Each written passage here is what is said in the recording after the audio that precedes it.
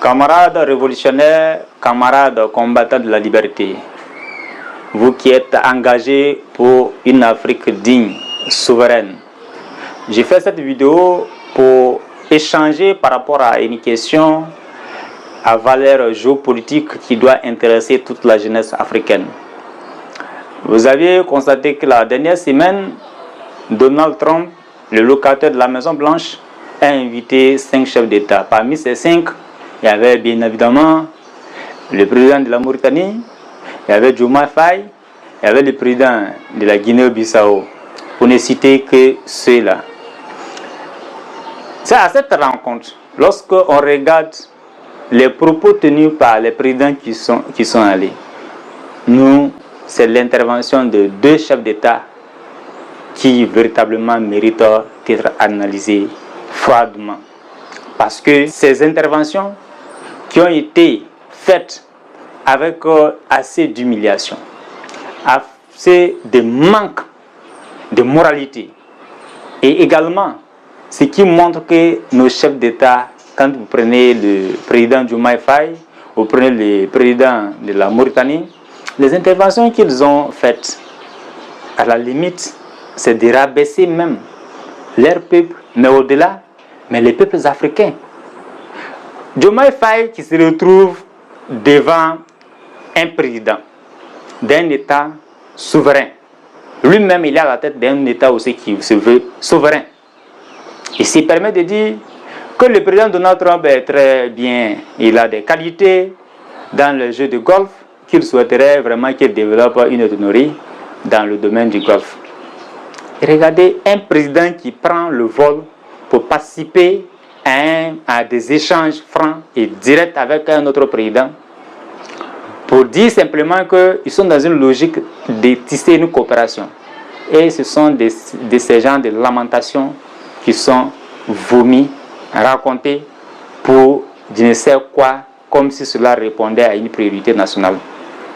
Vous prenez l'autre président aussi de la Mauritanie qui dit qu'il a un petit pays, il a un petit pays, un petit peuple, et lui-même il dit encore que son petit peuple de 5 millions ne peut créer aucune influence dans le monde.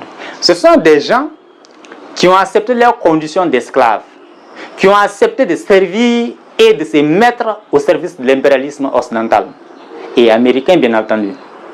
Et ce qui les amène à tenir de tels propos, non seulement qu'ils les rabaissent, c'est comme une allégeance aux maîtres impérialistes. Diomaye Faye aujourd'hui, qui a goûté aux différents dîners galas de l'impérialisme, qui a pris plaisir et loisir à fréquenter donc le sous-préfet de la France, à fréquenter l'Élysée et à goûter à ce salaire d'esclaves de salon, a décidé aujourd'hui d'abandonner tout ce qui était volonté qui les avait animés au moment où ils prenaient le pouvoir. Donald Trump qui est aujourd'hui un opérateur économique. Selon les informations, on nous dit ce n'est même pas directement le président Donald Trump que l'invitation est venue. L'invitation est venue de la part des multinationales.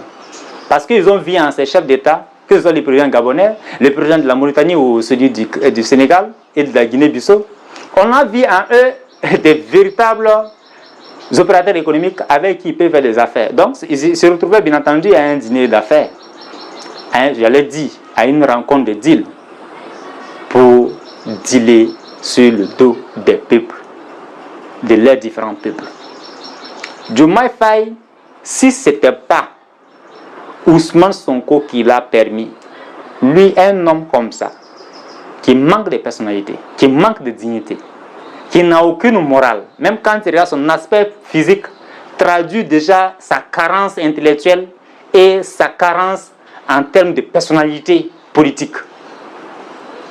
Il préside à la destinée du peuple sénégalais. Il a décidé de tourner le dos à tous les combats qu'eux-mêmes ils ont engagés. Quand on parle de panafricanisme, c'est un combat de libération de l'Afrique. C'est un combat pour permettre à l'Afrique de ramener et de restaurer sa dignité. C'est un combat pour permettre à l'Afrique de recouvrer sa souveraineté. Mais aujourd'hui, c'est le même Diomaye Faye là, qui se permet de renégocier des contrats, qui se permet de renégocier des accords léonais sur le dos du peuple sénégalais.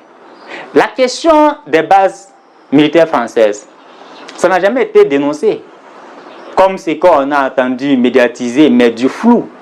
Ça a été un acte d'engagement que l'armée française a pris, une manière de tromper la vigilance des masses et justement se fondre dans les corps diplomatiques et rester toujours continuer